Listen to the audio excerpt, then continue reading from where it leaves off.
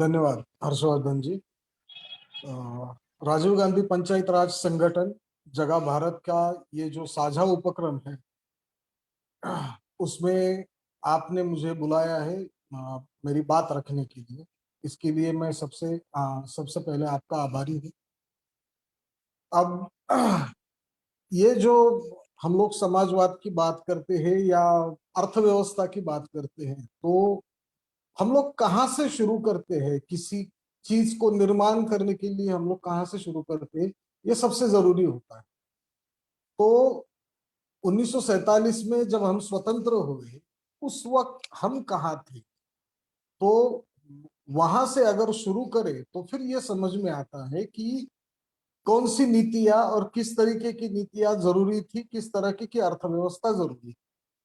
जब अंग्रेज ये देश छोड़ के गए थे, तब अंग्रेजों का इस देश पे राज करने का जो मकसद था, वो मकसद यहाँ की जनता का जीना खुशहाल करना या यहाँ पे किसी का तरीके से विकास करना या किसी तरीके की डेवलपमेंट करना बिल्कुल नहीं। अंग्रेजों का सीधा साधा मतलब था, ये उनकी कॉलोनी थी। मतलब ये उनकी एक तरीके से एक गाय थी, जिसको वो दोहकर वो दूध निकालकर अपने देश में लेके जा रहे।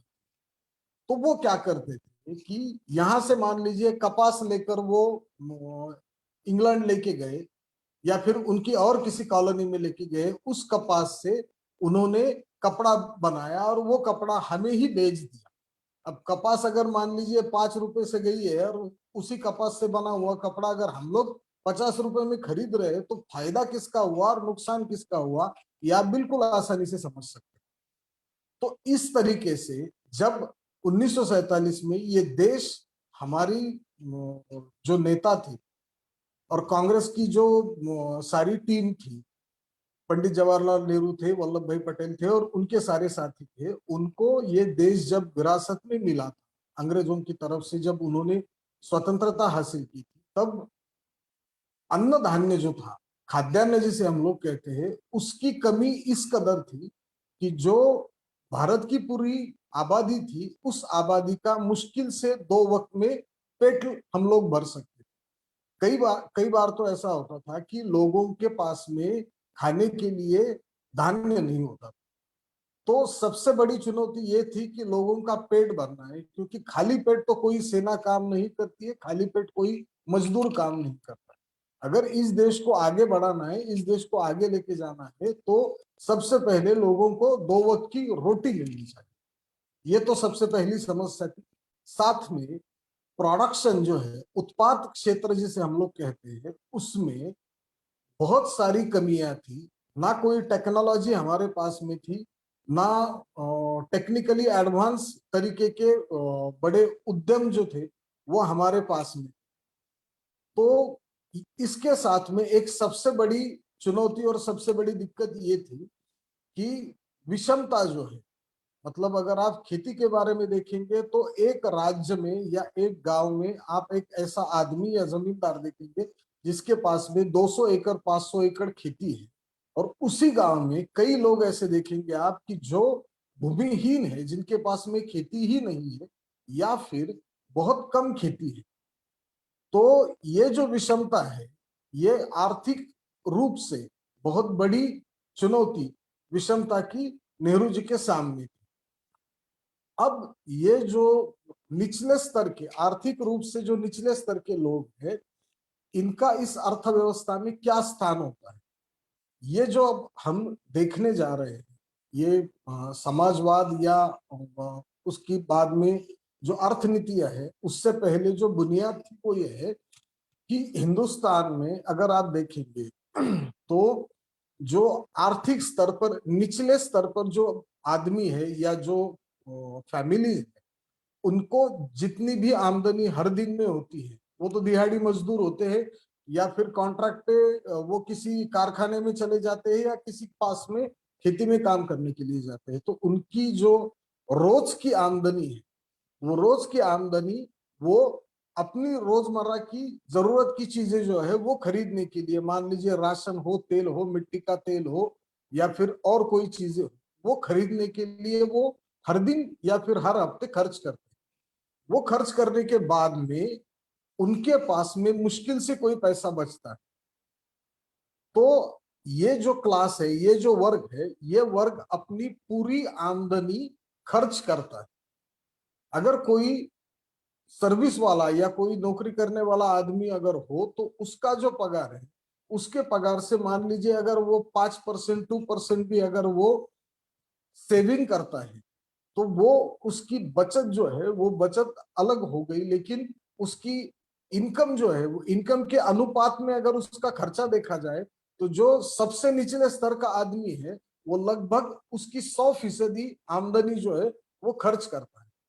अब ये जब वो खर्च करता है पैसा, तो उस पैसे से वो जहां कहीं भी जाके वो चीजें खरीदता है तो उस दुकानदार का धंधा होता है।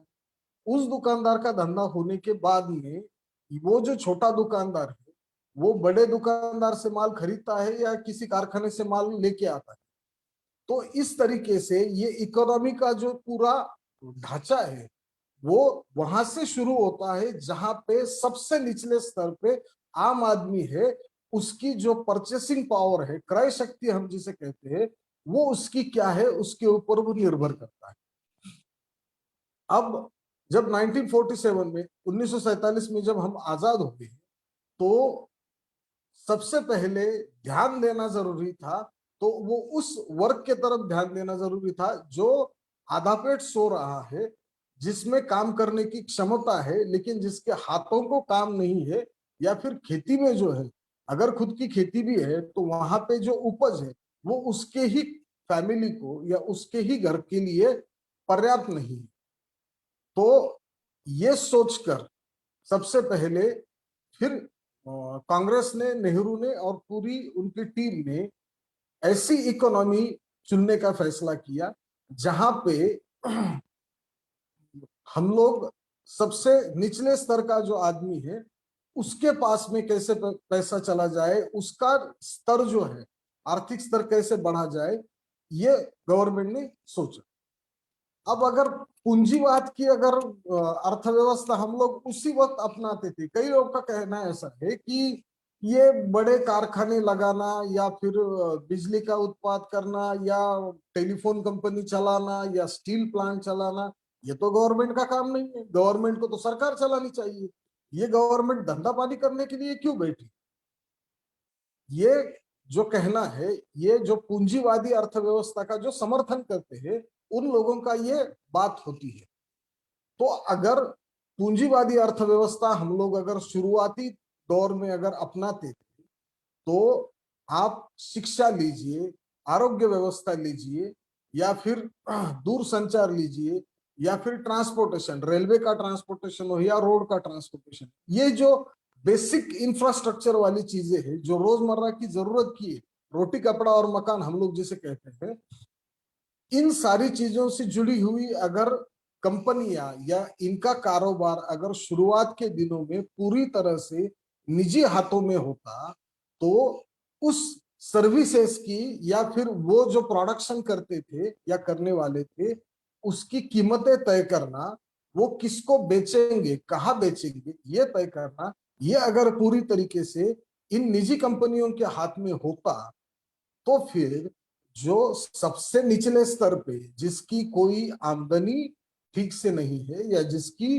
परचेसिंग पावर ही ठीक से नहीं है, उस आदमी को शिक्षा का अधिकार मिलता, या उसको टेलीफोन का सुविधा मिलती, या उसको अच्छी आरोग्य सेवा मिल पाती थी। तो पूंजीवादी अर्थव्यवस्था में ये जो खामियां थी, इसकी वजह से सरकार ने, नेहरू ने यह सोचा कि एक ऐसा मॉडल लाया जाए जिसमें निजी कंपनियों का भी साथ होगा और साथ में सरकार का भी उसके ऊपर एक हद तक नियंत्रण होगा, लेकिन जो बुनियादी चीजें जैसे आप ऊर्जा मतलब बिजली जो है उसका, उसके बाद में फ्यूल जो है पेट्रोल या डीजल उसका उत्पादन करना, उसकी बिक्री करना, उसका ट्रांसपोर्टेशन करना, ये सारी चीजें जो है उसमें, उसके बाद में शिक्षा में, आरोग्य व्यवस्था में, इन सारी चीजों में सरकार की कंपनियों का पूरी तरह से प्रेजेंस रहेगा, इसमें सरकार की कंपनियां काम करेंगी। तो अब ये तय होने के बाद में जब नीतियां तय हो गई, तो उसके बाद में एक सबसे बड़ा सवाल ये आया कि उस वक्त में भारत में अलग अलग राज्यों में अलग अलग तरीके से बिजली का जो निर्माण था वो होता था। जहाँ पे थर्मल प्लांट्स थे, वहां पे कोयला जला के बिजली का निर्माण होता था। जहाँ पे पानी का ये जल विद्युत जिसे हम लोग कहते हैं, हाइड्रो इलेक्ट्रिक प्रोजेक्ट थे, वहां पे भी काम होता था।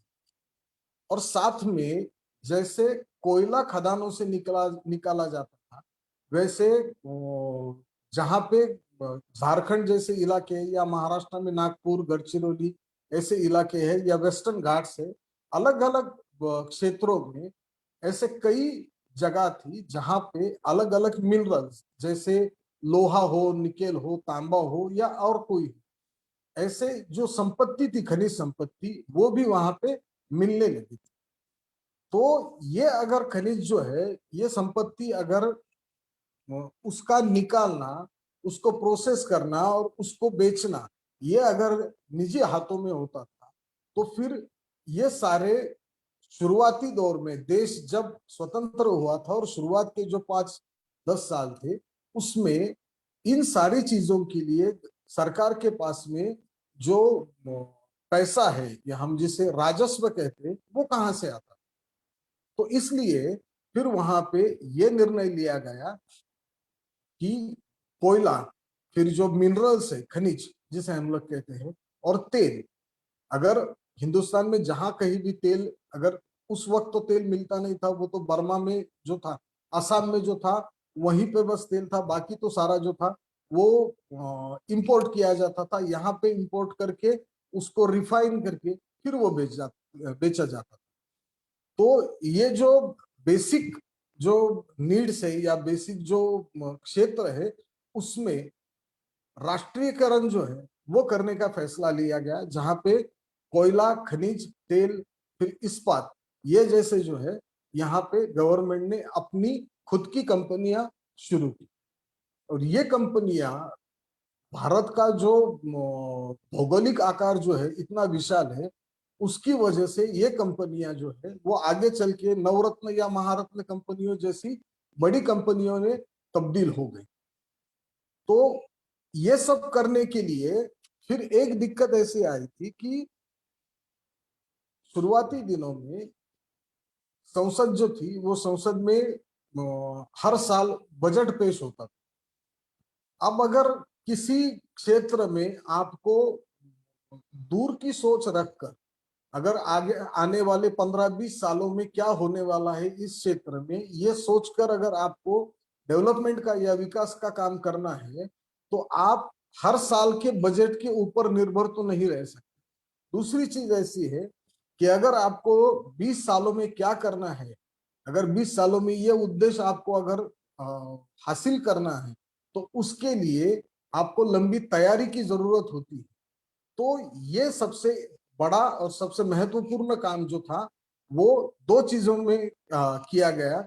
एक तो ये था कि पंचवार्षिक योजनाएं जो है वो सबसे पहले बनाई गई, और दूसरी थी नियोजन आयोग। अब ये नियोजन आयोग जो है, ये करता क्या था? तो अगर मान लीजिए दूर संचार हो, आरोग्य हो, शिक्षा हो या किसी भी क्षेत्र में अगर बुनियादी तौर पर कोई काम करना है और वो काम लंबे समय तक करना है, देश के आखिरी आदमी तक ये काम अगर पहुंचाना है, तो उसके लिए एक प्रोग्राम आपको डिजाइन करना पड़ेगा कि ये इस तरीके से ये योजनाएं रहेगी जो जो आखिरी आदमी तक पहुंच जाएगी। तो ये काम जो है, फिर उसके लिए फंड्स क्या लगेंगे, उसके लिए मैन पावर जो है, किस तरीके से लोग लगेंगे, क्या पढ़े लिखे, मतलब किस टाइप के लोग लगेंगे, अकाउंटेंट लगेंगे या टेक्नीशियंस लगेंगे या फील्ड वर्कर्स लगेंगे, ये सारा जो ढांचा है, ये मॉडल जो है, प्रपोजल जो है, ये बनाने का काम नियोजन आयोग ने किया। और फिर उस नियोजन आयोग की जो सिफारिशें थी कि एक साथ अगर सारे फ्रंट पे अगर हम लोग काम करने लगेंगे तो फिर कहीं भी हम लोग फोकस नहीं कर पाएंगे, कहीं भी हम लोग ढंग से उसमें निवेश नहीं कर पाएंगे। ये सोच के धीरे धीरे नियोजन आयोग ने ये कुछ मॉडल्स बनाए। फिर पंचवार्षिक योजनाएं थी। तो अगर 5 साल के लिए आप एक उद्दिष्ट लेके काम करेंगे, 5 साल के लिए आप अगर उसमें काम करेंगे तो फिर आपको जाके कहीं उसके रिजल्ट्स मिलेंगे, ये सोच के पंचवार्षिक योजनाएं बनाई गई। और फिर इन पंचवार्षिक योजनाओं के जरिए अलग अलग क्षेत्रों में काम करने के लिए अलग अलग जो योजनाएं थी उसके लिए बजट में से हर साल पैसे का प्रावधान किया गया। और उसके बाद में वो पंचवार्षिक योजनाओं के जरिए ये जो काम है शिक्षा, आरोग्य और ये सारी चीजों के, वो धीरे धीरे आगे बढ़ने लगे। लेकिन फिर भी एक समस्या जो थी वो निजी क्षेत्र जो है उसमें भी आती थी और गवर्नमेंट का जो सार्वजनिक क्षेत्र है उसमें भी आती थी। वो ये थी कि मतलब अगर देहाती लैंग्वेज में कहा जाए तो अंडा पहले या मुर्गी पहले, ये वाली जो कहावत है उस तरीके की कुछ बात थी कि जब तक इंडस्ट्री बढ़ती नहीं है, जब तक कारोबार बढ़ता नहीं है, जब तक मार्केट बढ़ता नहीं है, तब तक गवर्नमेंट को टैक्स के जरिए रेवेन्यू नहीं मिलेगा, महसूल पैसा नहीं मिलेगा। और अगर गवर्नमेंट को पैसा नहीं मिलेगा तो गवर्नमेंट फिर वापस अलग अलग योजनाओं में पैसा नहीं डाल पाएगी। अगर पैसा नहीं डाल पाएगी तो लोग काम कैसे कर पाए। तो इन ये जो डेडलॉक था पैसे का या फंड्स का जो डेडलॉक था, इसको निकालने के लिए या इसमें हल निकालने के लिए कुछ करने की जरूरत थी।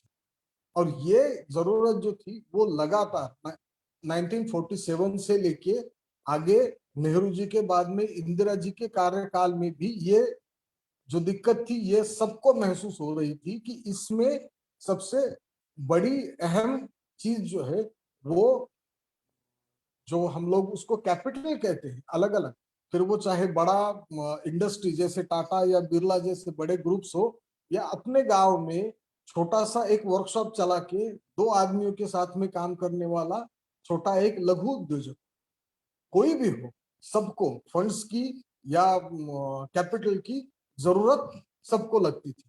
तो इस चीजों को जो है वो कैसे सुलझाया जाए, इसमें जब विचार करने लगे तब जाके फिर ये समझ में आया कि इसमें बैंक जो है वो सबसे अहम भूमिका बैंकों की रहेगी। क्योंकि जिसके पास में, जिस किसी आदमी के पास में या फैमिली के पास में थोड़ा बहुत पैसा अगर बचा है, सेविंग है, तो वो लोग उस पैसों को अगर बैंक में डालेंगे, बैंक में डिपॉजिट करेंगे, तो उसके जरिए वो पैसा छोटे मोटे लोगों को कर्जे के तौर पर अगर देंगे तो उनका भी बिजनेस जो है वो धीरे धीरे बढ़ेगा। इस तरीके से इकोनॉमी बूस्ट हो जाए। लेकिन बैंक जो है उस वक्त, जो सारे बैंक थे वो बैंक उस वक्त प्राइवेट थे। तो प्राइवेट बैंक जो है उनका नजरिया जो आज के प्राइवेट बैंक से उनका जैसा नजरिया है वो नजरिया उस वक्त भी, कि जहां पे शहर है, जहां पे बड़े व्यापारी मार्केट्स है, जहां पे बिजनेस होता है, जहां पे पैसे का लेन देन ज्यादा होता है, वही बैंकों की ब्रांचेस थी, वही वो बैंक काम करते थे। और उन्हीं लोगों को पैसा देते थे जिनके पास में गिरवी रखने के लिए, बैंक के पास में गिरवी रखने के लिए अच्छी खासी प्रॉपर्टी थी, या अपने कारखाने थे, या उनकी क्रेडिबिलिटी अच्छी। अब अगर कोई आदमी टेक्निकली अगर साउंड है, अगर उसको किसी चीज की टेक्निकल जानकारी है, वो अगर पढ़ा लिखा है, कोई छोटा मोटा वर्कशॉप शुरू करना चाहता है, लेकिन उसके पास में पैसा नहीं है, वो अगर बैंक के पास में चला जाता है तो बैंक को कहता है कि मेरे पास में स्किल है, मुझे कैसे क्या करना आता है, मैं ये प्रोडक्शन या ये जॉब वर्क कर सकता हूँ, या मैं इस तरीके का काम कर सकता हूँ, लेकिन मुझे पैसे की जरूरत है। तो बैंक उसको तो पूछती है, जब वो प्राइवेट बैंक थी तो बैंक उसको पूछती है कि तुम्हारे पास में कर्जा अगर तुमको लेना है कि तुम्हारे पास में गिरवी रखने के लिए क्या है, तो उसके पास में तो कुछ नहीं रहता। तो ये समस्या जो थी ये आखिर में सुलझाने के लिए आखिरकार बैंकों के नेशनलाइजेशन का फैसला लिया। अब बैंकों का जब नेशनलाइजेशन करने की बारी आई, उस वक्त बैंकों की हालत क्या थी?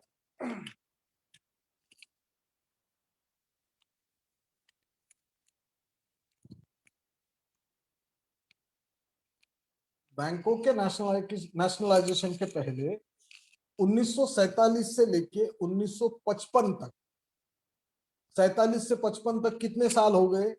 लगभग 7-8 साल हो गए। 47 से 55 तक हर साल 40 के औसत से लगभग 361 बैंक, 47 से 55 तक 40 के औसत से 361 बैंक या तो डूब गई या फिर वो किसी बड़ी बैंक में मर्ज हो गई। अब डूब कैसे गई? वो तो प्राइवेट बैंक थी, लेकिन फिर भी प्राइवेट बैंक ने क्या किया कि अपने मर्जी के लोगों को कर्जा दे दिया, जिन्होंने आगे चल के बैंक को डुबो। या फिर क्या हो गया कि ये सारा जब कर्जा और वो उसकी वसूली ये बैंकों को नहीं हो पाया, तो बड़ी बैंक में वो बैंक शामिल हो गए। ये आंकड़ा है 1947 से 1955 तक का, 361 बैंक। अब बैंक अगर डूब गई है तो सिर्फ जिनका मतलब कर्जा था, बैंक अगर डूबती है तो कर्जा था वो तो डूब ही गए, लेकिन जिन्होंने अपना पैसा थोड़ा अगर ज्यादा इंटरेस्ट मिलेगा, थोड़ा ज्यादा ब्याज मिलेगा, अपने को 2 पैसे मिलेंगे, ये सोचकर बैंकों में निवेश किया था, बैंकों में डिपॉजिट रखा था, उनके भी पैसे डूब गए। वो भी तो मतलब उस चक्कर में सफर हो गए। अब प्राइवेट बैंक क्या करती थी कि ये कर्जा अगर देना है, जिसके पास में कोई चीज गिरवी रखने के लिए हो उसको ही कर्जा देना है। अब गिरवी रखनी, जो गिरवी रखी हुई प्रॉपर्टी है उसके अनुपात में कितना कर्जा देना है, वो हर चीज अपने अपने हिसाब से वो प्राइवेट बैंक तय करती थी। जाहिर सी बात है कि उस वक्त जो खेती में बैंकों का जो प्रेजेंस था या खेती के लिए कर्जा जो था वो बिल्कुल कम था। वो कितना कम था? 1950 में जो भारत की जीडीपी थी, मतलब बैंकों का जो कर्जा था, वो कर्जा टोटल अगर 100 रुपए बैंकों ने कर्जे में बांटा है तो खेती के लिए महज 2.3%, मतलब 2.3% कर्जा जो था वो सिर्फ खेती के लिए। साथ में जब ये 1955 में आया तो 1950 में 2.3% था, 55 में वो घटकर 2.2% हो गया। मतलब खेती का जो कर्जा था वो घटकर, बढ़ने के बजाय वो घटकर 2.2% हो गया। तो खेती में बैंकों का जो कर्ज देने का जो प्रावधान या उनका जो पैसा था वो बिल्कुल कम था। और साथ में हुआ ये था कि 1962 में हम लोग चाइना से एक जो जंग थी वो हार चुके थे। 1965 में पाकिस्तान से जंग तो जीते थे, जब लाल बहादुर शास्त्री प्राइम मिनिस्टर। जंग तो जीते थे, लेकिन जंग जो है वो होती है तो देश की जो संपत्ति है वो हर दिन कई करोड़ रुपए लड़ाई के लिए लगते हैं। और उस वक्त इतनी देश की फाइनेंशियल हेल्थ अच्छी नहीं थी कि ये जो खर्चा है ये सारा खर्चा गवर्नमेंट झेल पाए। तो जाहिर है गवर्नमेंट के पास में भी पैसे की कमी थी। और तीसरी सबसे इंपॉर्टेंट ये चीज थी कि 1947 के बाद में 1960-65 में ये हुआ था कि जो अलग अलग छोटे राज्य थे उन राज्यों में गैर कांग्रेसी सरकारें बन चुकी थी। अब वो गैर कांग्रेसी सरकारें जो थी वो अपने अपने राज्यों में जो बैंक थी उन बैंकों को अपने हिसाब से अपने तरीके से कर्जा देने के लिए उनको प्रेशराइज कर, ये हर स्टेट में हर तरीके से ये होता था। तो इन सारी बैंकों को एक यूनिफॉर्म पॉलिसी, और सबसे इंपॉर्टेंट थी कि खेती और छोटे उद्योग जो थे उनमें बैंकों ने पैसा देना है, उन बैंकों ने वहां पे कर्जे का जो है वो कर्जा देना है, इसके लिए बैंकों को बाध्य करने की जरूरत थी। और इन सारी मुश्किलों के चलते जो निवेश बैंकों का पैसा जो है वो पैसा ग्रामीण अर्थव्यवस्था में लगाने के लिए आर्टिकल 1969 में 1969 में पहले 14 बैंक जो थी वो उनका नेशनलाइजेशन किया गया। और फिर आगे चल के 5 बैंकों का नेशनलाइजेशन। तो ये नेशनलाइजेशन की जो पॉलिसी वो बहुत अच्छी तरीके से कारगर रही। एक तो बैंकों का जो प्रोडक्टिविटी जिसे हम लोग कहते हैं, मतलब बैंकों की कामकाज का, उनकी जो सर्विसेज थी अपने ग्राहकों के प्रति, उसका स्तर जो है वो बहुत अच्छी तरीके से सुधार गया, क्योंकि फिर उनको जवाबदेही होती कि सरकार को उनको जवाब देना। अगर इस बैंक का परफॉर्मेंस अच्छा है या बुरा है ये सरकार देखने वाली थी, इसके लिए बैंकों का कामकाज जो था वो सुधार गया। साथ में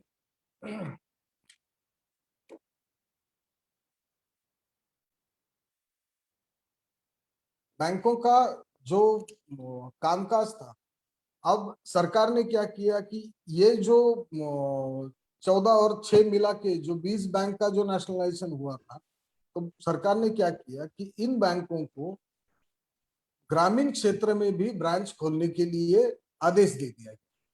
अब ग्रामीण क्षेत्र में जब सरकार ने बैंक खोला तो कई जगह पे आज भी ये सिचुएशन है, आज भी ये हो सकता है कि नेशनलाइज बैंक का, मान लीजिए अगर 3 लोगों की 4 लोगों की ब्रांच है, तो 3-4 लोगों की जो ब्रांच है उसमें बैंक की जो आमदनी या मुनाफा है उस पर्टिकुलर ब्रांच का अगर हम लोग देखेंगे तो वो मुनाफा जो है वो खर्चे से कम है। लेकिन उसी बैंक की शहर में कोई ब्रांच है, वो अगर अच्छी तरीके से मुनाफा कमाती है तो कुल मिला के बैंक तो मुनाफे में रहेगी। तो ये सोच के जो रूरल एरियाज में, ग्रामीण क्षेत्रों में जब बैंकिंग शुरू हो गई, तो लोगों को अपने पास में जो अगर अतिरिक्त पैसा था, जिसके किसी के पास में था, वो अतिरिक्त पैसा रखने के लिए, बैंक में डिपॉजिट रखने के लिए ये सुविधा हो गई। सबसे पहली चीज हो गई। दूसरी चीज, खेती और खेती से जुड़े हुए जो छोटे मोटे जो उद्योग थे, वर्कशॉप्स थे, उनको कर्जा मिलना शुरू हो गया। तब उनको जब कर्जा मिलना शुरू हो गया तो फिर जाके ये प्रोडक्शन जो है, छोटे मोटी चीजों का प्रोडक्शन जैसे बढ़ने लगा, उनको कर्जा मिलना जैसे शुरू हो गया, खेती में फिर जब निवेश शुरू हो गया तो फिर ये कुआं खोदना या फिर पाइपलाइन करना या ये बोरवेल जो है ये लेना, नए टेक्निक से खेती में कुछ काम करना, ये सारी चीजें जो है वो लोग करने लगे। अब जब वो करने लगे तो फिर वो धीरे धीरे इकोनॉमी का जो स्पीड है ये बैंकिंग के नेशनलाइजेशन की वजह से बढ़ने लगा। दूसरी चीज ये थी कि प्राइवेटाइजेशन में हमने देखा, जैसे 1947 से 1955 तक 361 बैंक डूब गए थे। लेकिन जब सरकार बैंकों के नेशनलाइजेशन जब सरकार ने किया, सरकार का उसमें खुद का निवेश हो गया, तो आम आदमियों को, आम जनता को ये लगा कि हाँ, अब जब यहाँ पे सरकार की जवाबदेही है, बैंकों की मालिक खुद सरकार है, तो इसमें रखा हुआ पैसा जो है वो अपना कहीं नहीं जाएगा, कम से कम ये पैसा तो नहीं डूबेगा। तो ये सोच के जिनके पास में अतिरिक्त पैसा था उन लोगों ने ये पैसा जो है वो डिपॉजिट जो है वो बैंकों में रखना शुरू किया।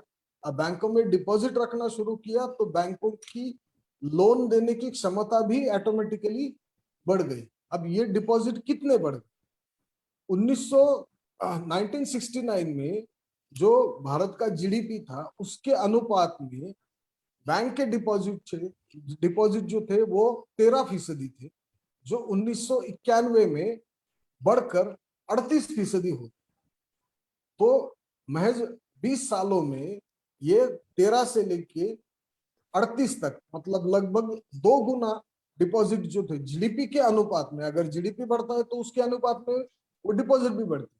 तो इस तरीके से डिपॉजिट भी बैंकों के बढ़ गए, और बैंक जो थी वो बैंक इस पूरी अर्थव्यवस्था में सरकार को भी, लोगों को भी, लोगों को जब सरकार से जो योजनाएं आने वाली थी निचले स्तर पर, वो योजनाएं गवर्नमेंट की आम आदमी तक लाने का एक जरिया, ठोस जरिया जो था वो नेशनलाइज बैंकों के जरिए सरकार के हाथ में आ गया कि वो ये सुनिश्चित करे कि किसी भी योजना का पैसा अगर आम आखिरी आदमी तक जाना हो तो वो नेशनलाइज बैंक के उसके आसपास की जो गांव में जो ब्रांच थी वहां से वो उसको मिल सकता है।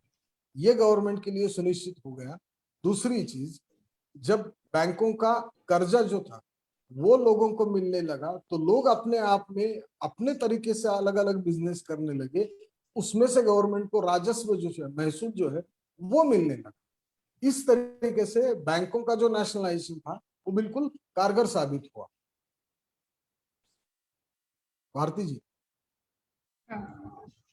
एक आजादी के बाद से एक जो राजनीतिक संघर्ष का सफर था, मुझे ऐसा लगता है कि नेहरू जी ने और वल्लभ भाई होंगे, पूरी कांग्रेस की उस समय जो एक नेताओं की उस समय जो एक पूरी टीम थी, उन्होंने जो एक राजनीतिक संघर्ष था एक तरह से, क्योंकि एक तबका उस समय भी ये कहने वाला था कि पूंजीवादियों के साथ हमको जाना है, ये सार्वजनिक क्षेत्र वगैरह नहीं रखने हैं।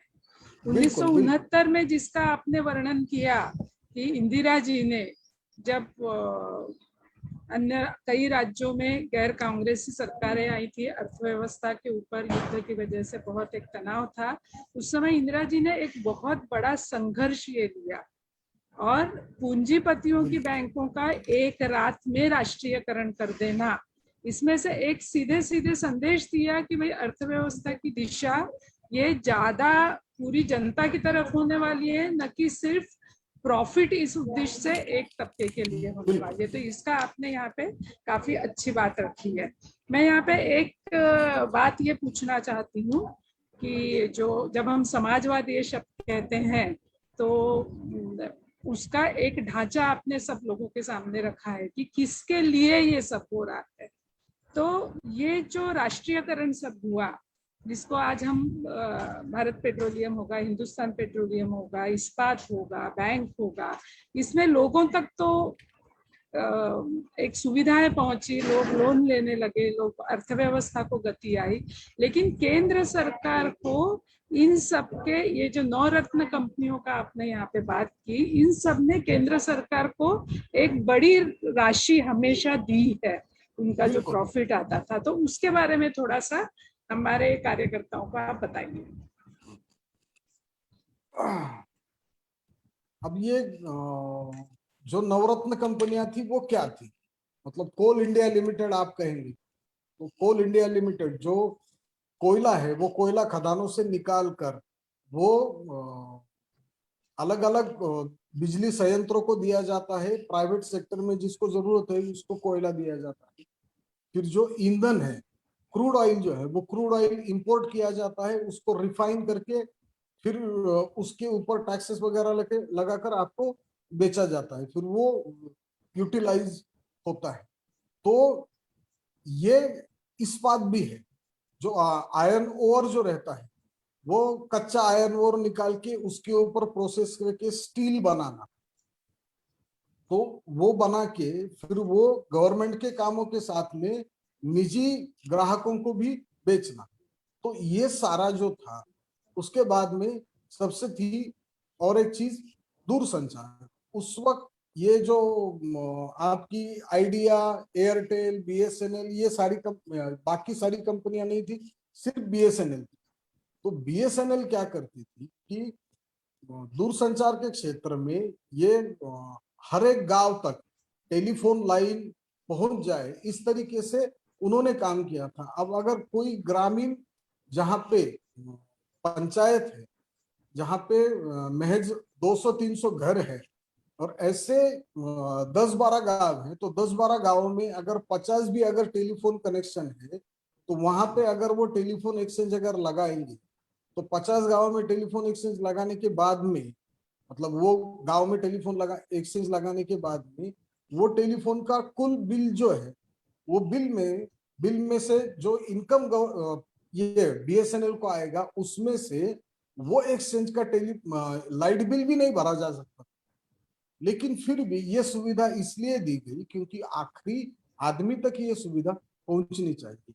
लेकिन फिर भी ये महारत्न कंपनियां जो थी, इनका जो प्रॉफिट था, कैश रिजर्व उनके थे, तो ये जो डिविडेंड था वो कई लाख करोड़ रुपए हर साल गवर्नमेंट को दिया जाता था। और गवर्नमेंट को देने के बाद में ये जो प्रॉफिट है, उसमें से कोई कुछ पार्ट गवर्नमेंट वापस उन्हीं कंपनियों को एक्सपांशन के लिए या नए संयंत्र लगाने के लिए गवर्नमेंट देती थी और कुछ जो है वो अलग अलग विकास कामों में लगा।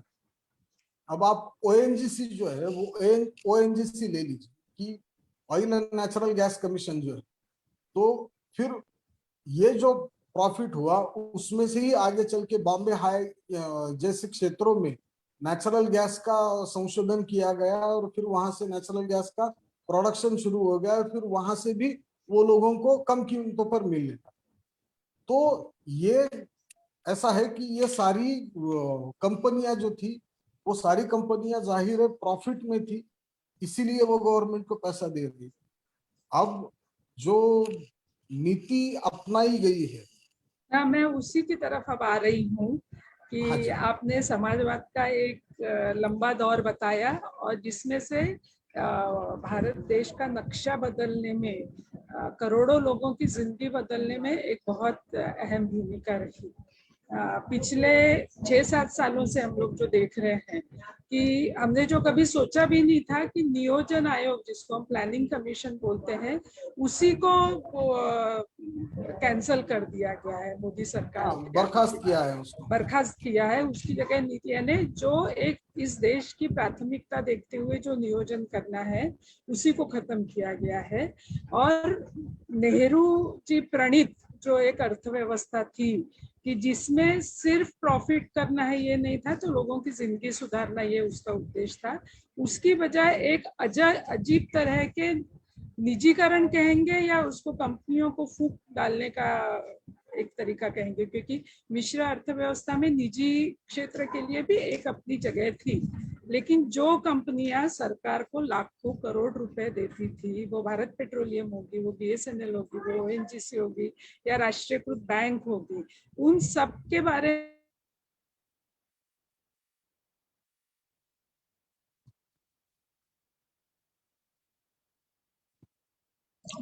शायद भारती जी की आवाज थोड़ी हाँ, लेकिन आनंद जी आपको उनका सवाल शायद ध्यान में आ गया है। बिल्कुल। इस बात को में बिल्कुल अभी जो अगर नीति अपनाई जा रही है तुरंत असर क्या होने वाला हम्म,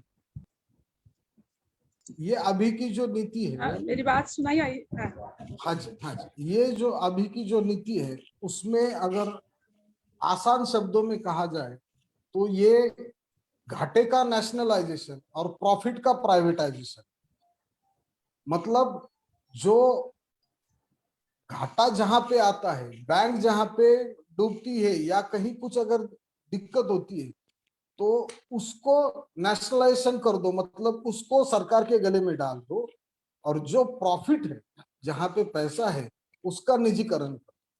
अब ओएनजीसी को ले लीजिए या बीपीसीएल को ले लीजिए, ये जो गुजरात में एक कंपनी बनाई थी जो गुजरात में नेचुरल गैस जो है वो नेचुरल गैस का संशोधन करने वाली थी, वो एक अलग कंपनी गुजरात सरकार ने बनाई। अब गुजरात सरकार ने वो कंपनी बनाने के बाद में उसमें जो निवेश किया गया सरकार की ओर से, उसके बाद में ना वो कंपनी ने कहीं पे गैस की खोज की, ना उसमें कोई प्रोडक्शन शुरू हुआ, ना आगे चल के कुछ हुआ। लेकिन वो कंपनी में जो निवेश किया गया था, तो उस कंपनी को आगे चल के भारत पेट्रोलियम कॉर्पोरेशन जो है, वो भारत पेट्रोलियम कॉर्पोरेशन ने उस कंपनी के जो शेयर्स थे वो खरीदे। अब हुआ ये कि उस कंपनी को, डूबने वाली कंपनी को खरीदने के लिए भारत पेट्रोलियम को, जो पहले कर्जा कभी लेती नहीं थी, उसको कर्जा लेना पड़ा और फिर वो जो गुजरात की जो ऑयल कंपनी थी, ऑयल एंड गैस कंपनी थी, उसको खरीदना पड़ा। तो घाटे का ये नेशनलाइजेशन हो गया। जहां पे बीपीसीएल प्रॉफिट में चल रही थी, वहां पे उसको डूबने वाली कंपनी के शेयर खरीद के उसको भी डुबा। एलआईसी की आप बात ले लीजिए, आईडीबीआई कंपनी बैंक जो है, आईडीआई बैंक के शेयर्स एलआईसी को लेने के लिए मजबूर किया। अब अगर एलआईसी की जो है, एलआईसी को उसका जो टोटल टर्नओवर है, उसका जो टोटल कामकाज है, उसमें से कितना परसेंट पैसा शेयर मार्केट में लगाना है, इसका कानून है। ये ऐसा कोई नहीं है कि वो एलआईसी के कोई अध्यक्ष है या बोर्ड है, वो बैठ गया और फिर उन्होंने सोचा कि ये ऐसा ऐसा करते हैं और इतने पैसे शेयर में लगा। वो कानून है बाकायदा, उसमें भी चेंज करके LIC के पैसे वो डूबने वाली बैंक में डाल दिए। तो ये जो है, अब अगर हम लोग इसके ऊपर आते हैं कि ये जो निजीकरण, मतलब जो निजीकरण भी आप मत कहिए इसको, जो मतलब घर को बेच के घर चलाने वाली जो बात है, तो उसके लिए लोग ये तर्क देते हैं कि ये जो निजीकरण की शुरुआत थी वो तो मनमोहन सिंह ने की थी जब वो अर्थ मंत्री थे। तो उन्होंने भी निजीकरण की शुरुआत की थी, लेकिन उसमें एक सबसे बड़ा फर्क ये था कि उन्होंने ऐसे क्षेत्रों में निजीकरण की सलाह दी नहीं थी जहां पे गवर्नमेंट का ज्यादा प्रेजेंस हो, और सबसे बड़ी बात, सबसे इंपॉर्टेंट चीज ये थी कि ऐसे क्षेत्रों की जहां पे आम आदमी की जिंदगी उससे जुड़ी हुई। आप पेट्रोल या डीजल के रेट ले लीजिए, आप शिक्षा या आरोग्य की सुविधाएं ले लीजिए, उससे निगड़ित जो कंपनियां थी, या आप रेलवे ले लीजिए, आप एयरपोर्ट ले लीजिए, उसमें निजीकरण की या प्राइवेट या फॉरेन इन्वेस्टमेंट की जो सलाह थी वो उन्होंने कभी नहीं दी, ना उनकी सरकार की वो नीति थी। अब यहाँ पे ऐसा हो गया है कि मनमोहन सिंह सरकार ने जहाँ पे किसी भी अगर कंपनी में विदेशी निवेश भी अगर आना है तो उसमें इंडियन पार्टनर का होना जरूरी है, ताकि ये जो बिजनेस हो तो बिजनेस के कुछ प्रॉफिट जो है वो कम से कम भारतीय जो पार्टनर है उसके पास में रहेगा, उसके जेब में चला जाएगा तो वो हिंदुस्तान में ही रहेगा, ये सोचकर वो लगाया था। अब वो भी हटा दिया है, मतलब कोई 100% फॉरेन इन्वेस्टमेंट करके भी यहाँ पे कंपनी शुरू कर सकता है। अब वो प्रॉफिट कमाएगा और वो प्रॉफिट कमा के निकल जाएगा। अब ये जो निजीकरण जो है, ये निजीकरण जो ये आम आदमी की जो जिंदगी है उसको पूरी तरह से ध्वस्त करने वाला है।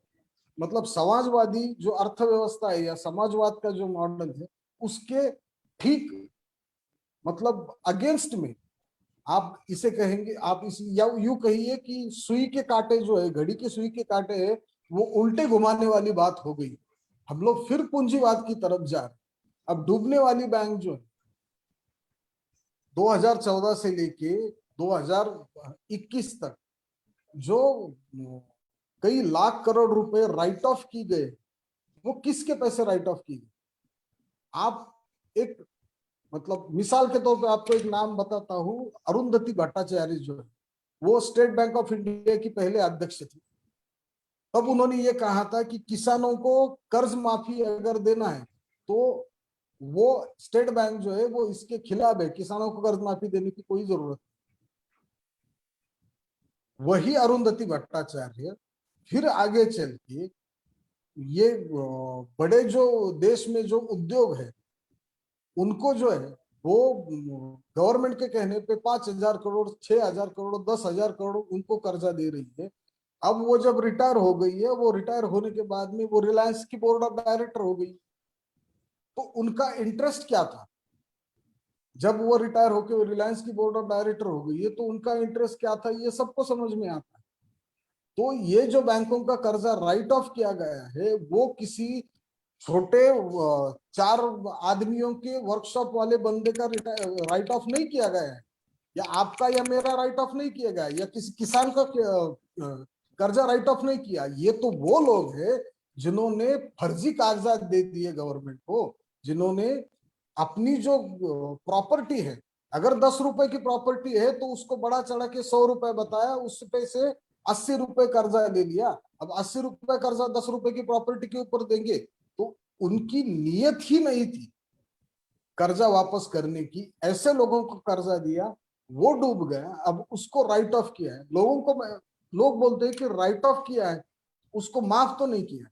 लेकिन राइट ऑफ का मतलब यह है कि उस बैंक के बैलेंस शीट में उस कर्जे का जिक्र नहीं आएगा, लेकिन वो पैसा कहीं हवा में तो गया नहीं, कर्जा कहीं हवा में तो गया नहीं।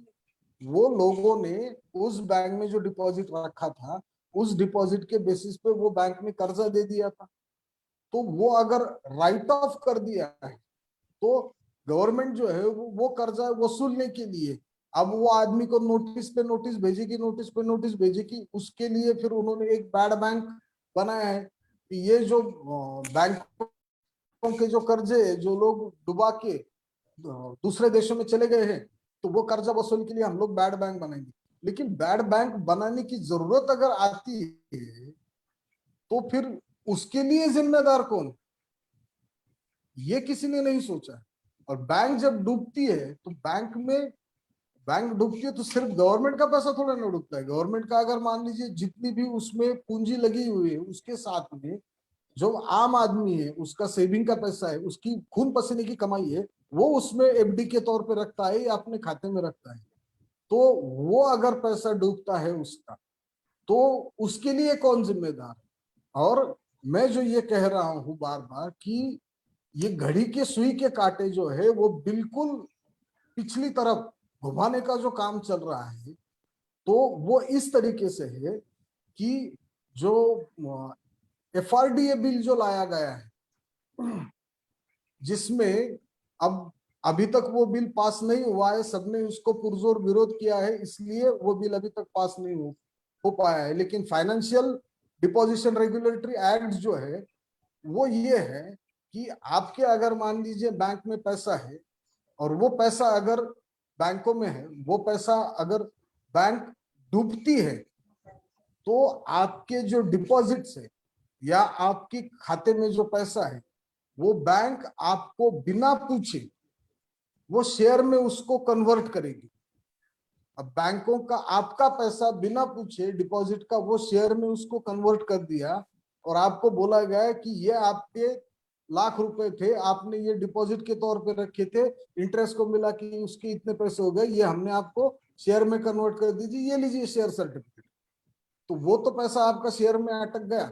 अब वो पैसा जब शेयर कैपिटल में बैंक के पास में चला गया तो बैंक उसके ऊपर वापस से लोन देगी, फिर वो पैसा वापस से डूब गया तो आपके पैसे भी डूब गए। ऐसा करते करते बैंकों के डिपॉजिट आखिर में सारे डूब जाएंगे। तो फिर ये नेशनलाइज बैंक जो है ये आम आदमी को किसी सरकार की योजना का पैसा और किसी सरकार की योजना कैसे दे पाएंगे? निजी बैंक तो देने से रही। और ये जो है ये अब जैसे एयरपोर्ट का, जैसे रेलवे स्टेशन का, जैसे ये निजीकरण किया गया है, अब ऐसे बैंकों का भी निजीकरण करने जा रहे। तो जो कारण थे 1969 में नेशनलाइजेशन करने के लिए, इंदिरा जी ने जो जिस कारण की वजह से नेशनलाइजेशन किया था, फिर वही सब कुछ होने वाला है। अगर ये सारी सरकारी बैंक अगर प्राइवेट हो जाती है तो जो एक दो सरकारी बैंक बचेगी वो सिर्फ सरकारी नौकरों की सैलरी और उनके पेंशन और उनके पैसे लेना या देना उसी में लगी रहेगी। और जो कृषि क्षेत्र है या फिर छोटे उद्योग है, उनको जो निचले स्तर पर जो कर्ज का पुरौठा करना जरूरी है वो तो होगा नहीं। तो इस तरीके से ये जो नई पॉलिसी है या लोन का राइट ऑफ आप कह लीजिए या निजीकरण कह लीजिए, ये पूरा भारत की जो अर्थव्यवस्था है वो उसको ध्वस्त करके ये सारा देश वापस से पूंजीपतियों के हाथ में देने की, मतलब अंग्रेज जहां पे 1947 में छोड़ गए थे, वापस सिर्फ ये देसी अंग्रेज है, वो विदेशी अंग्रेज थे, बस इतना ही फर्क रह गया। धन्यवाद आनंद जी। एक बहुत बड़ा परिप्रेक्ष्य आपने हम सब लोगों के सामने रखा। आम आदमी को जो चिंता होती है कि मेरा ब्याज दर घट के एकदम 1.5-2 साल में 4.5% पे आ गया, पेंशनर्स की तो जो पूरी उसके ऊपर एक तरह से उनका अवलंबित्व होता था, उसको भी एक हुआ। रेलवे में भी अब क्या होने वाला है पता नहीं है। तो मुझे ऐसा लगता है कि आपने एक मन में सवाल खड़ा करने वाले, अस्वस्थता तैयार करने वाला विचार हम सबके सामने रखा है। इसके डिटेल्स में हम बहुत जा सकते हैं, लेकिन अभी हमारा समय यहाँ पे खत्म हो रहा है। आप, मैं मीनाक्षी जी से अनुरोध करूंगी कि इस सेशन का